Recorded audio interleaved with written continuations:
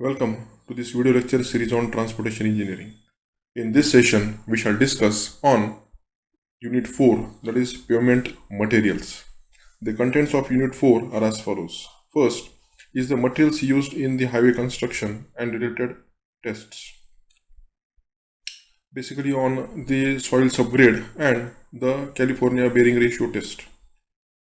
Next, we shall discuss on the stone aggregates, different types of aggregates and the test related to the aggregates used for the road construction. Then the bituminous binders, followed by the bituminous paving mixes and the viscosity based gradation of bitumen. We shall also discuss on the modified bitumen like the cutbacks, emulsions, crumbed rubber, modified bitumen commonly abbreviated as CRMB, then polymer modified bitumen PMB, and foamed bitumen. Lastly, we shall discuss on the Marshall stability mix design and the test associated with the Marshall stability test. Before knowing what actually are the materials used in the pavements, it is necessary to know what actually is a pavement. An highway pavement can be defined as a structure consisting of the superimposed layers of processed materials above the natural soil subgrade, whose primary function is to distribute the applied wheel loads to the subgrade. That means the structure, it will uniformly distribute the load from the vehicles to the subgrade effectively without causing any sort of a settlement, at the same time without causing any discomfort to the user of the vehicle. The pavement, it should be able to provide a surface of acceptable riding quality. It should have an adequate skid resistance, and also there should be favorable light reflecting characteristics with low noise pollution. Here, the ultimate aim of the pavement is to ensure that the transmitted stresses due to the wheel load are reduced sufficiently so that they will not exceed the bearing capacity of the subgrade. That means there will be no any sort of a settlement or formation of an undulation due to the given stresses of the wheel loads. There are basically two types of pavements which are generally recognized or classified, serving on their purpose, which are flexible pavements and the rigid pavements. Here we can see a picture of a flexible pavement, that is a blacktop pavement or a bitumen pavement. What actually are the ideal requirements of a pavement? First, the pavement, it should be sufficiently thick in order to distribute the wheel load stresses with the safe bearing capacity of the subgrade soil.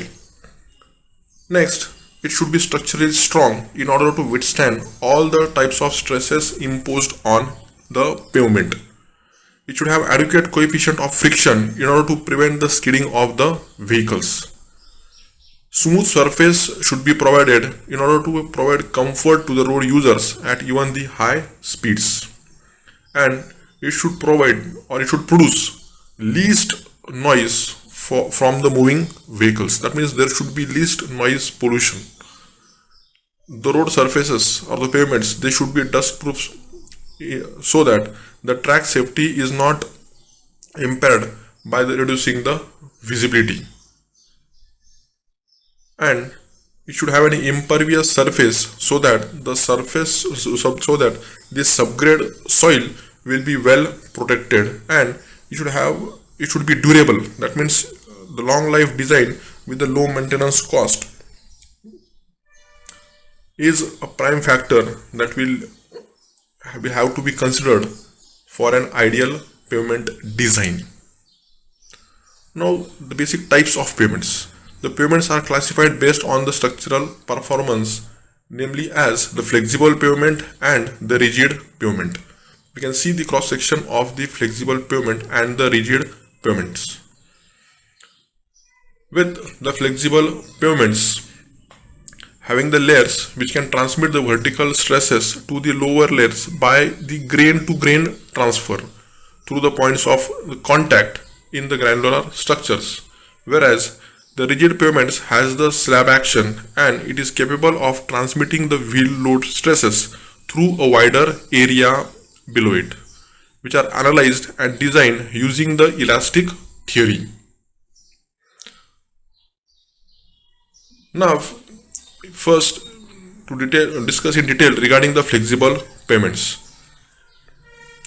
The flexible pavements, as discussed earlier, they will transmit the wheel load to the lower layers by the grain to grain transfer through the points of contact in the granular structure, and due to this ability they distribute the stresses to a larger area in the shape of a truncated cone. The stresses get decreased at the lower layers, therefore the layer system concept was being developed. If you see from the cross section of a flexible pavement, we can see right from the bottom we have the natural subgrade. The natural subgrade is followed by the compacted subgrade with the general thickness of 150 to 300 mm. Then the subbase course with the thickness of 100 to 300 mm. Then followed by a base course of 100 to 300 mm and a binder course of 50 to 100 mm. And at the top we have the surface course of 25 to 50 mm, which is also the seal coat. Next, as we have seen, the typical layers of the conventional flexible pavements, including the seal coat, the surface coat, the tack coat, binding course, prime coat, base course, the subbase course, compacted subgrade and the natural subgrade. Now we'll discuss in detail regarding these different courses. First is the seal coat. The seal coat is a thin surface treatment which is used as a waterproofing surface for the pavement and to provide the skid resistance. Then is the tack coat.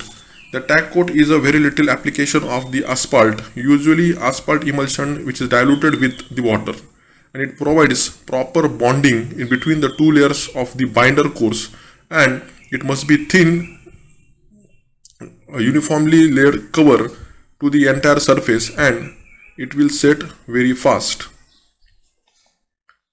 Next is the prime coat. Now, in case of the prime coat is an application of the low viscous cutback bitumen to an adsorbent surface like granular bases on which the binder layer is placed. Next is the subbase surface course. The surface course is a layer directly which is in contact with the traffic loads, and it generally contains superior quality materials which are constructed with a dense graded asphalt concrete, that is AC, and it provides the characteristics such as the friction between the tire and the pavement. It provides smoothness to the pavement and better drainage capability to the pavement.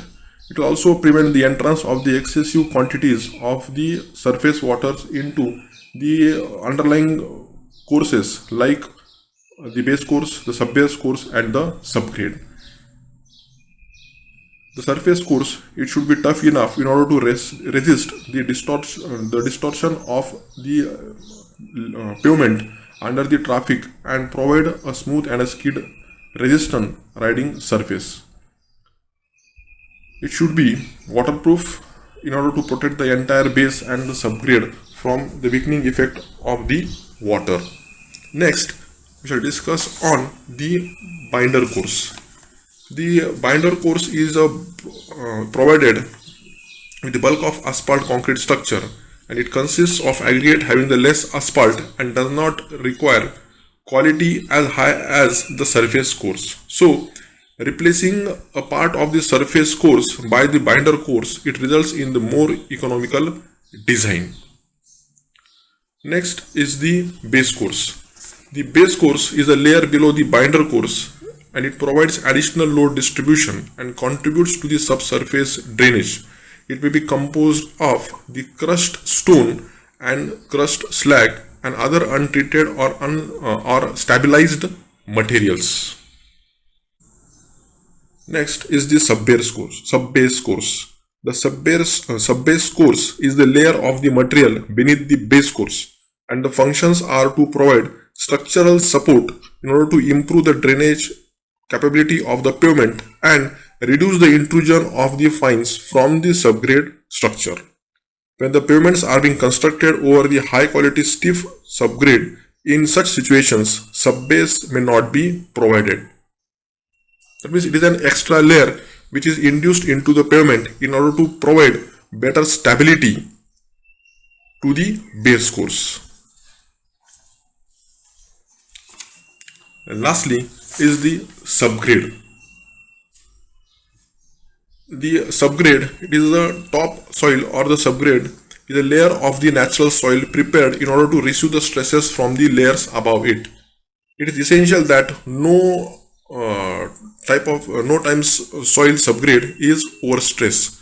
That means whatever is the subgrade, it should be provided in such a way that no stresses coming from the above layers or from the vehicles via the above lying layers.